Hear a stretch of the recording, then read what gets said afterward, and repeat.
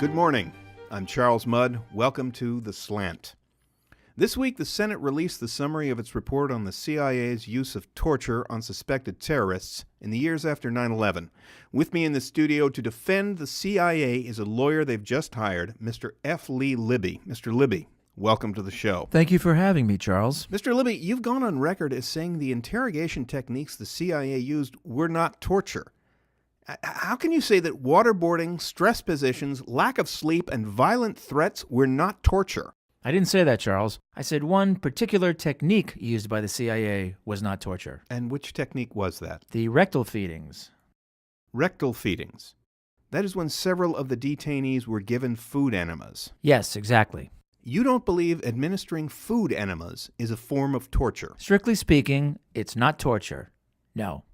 A forced enema is not torture. Charles, that's called a nutritional enema. Nutritional. Got the word nutrition right in it. Mr. Libby, the Senate report says that these were referred to as rectal rehydration, which were enemas containing hummus, pasta, raisins, and nuts. These food items were introduced into the detainees' rectums. That's not quite true, Charles. Well, what do I have wrong, Mr. Libby? First, the food was put in a blender and set on puree for at least a minute. And you think that makes a difference? Yes, especially with the nuts. If it were me, I'd vote for the blender. You and I both know those nutritional enemas had little or no nutritional value for these detainees, correct? Well, that's where you're wrong. See, after studying this for a while, I've begun taking all my meals rectally. Are you kidding? Nope. Why, just now, my hungry rectum received a whole grain bun, a sensible salad, and 7 ounces of skinless chicken breast. I'm on a diet. Mr. Libby. Matter of fact, rectal feeding is the best way to lose weight because the body doesn't absorb calories.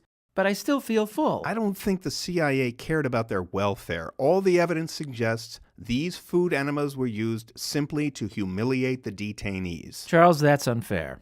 You know, just the other day I was at a Dairy Queen shoving a chocolate vanilla soft serve up the old Lincoln Tunnel, and I suddenly thought, hey, is this humiliating?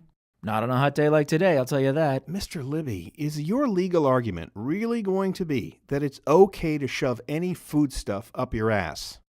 Yes, anything. Except corn on the cob.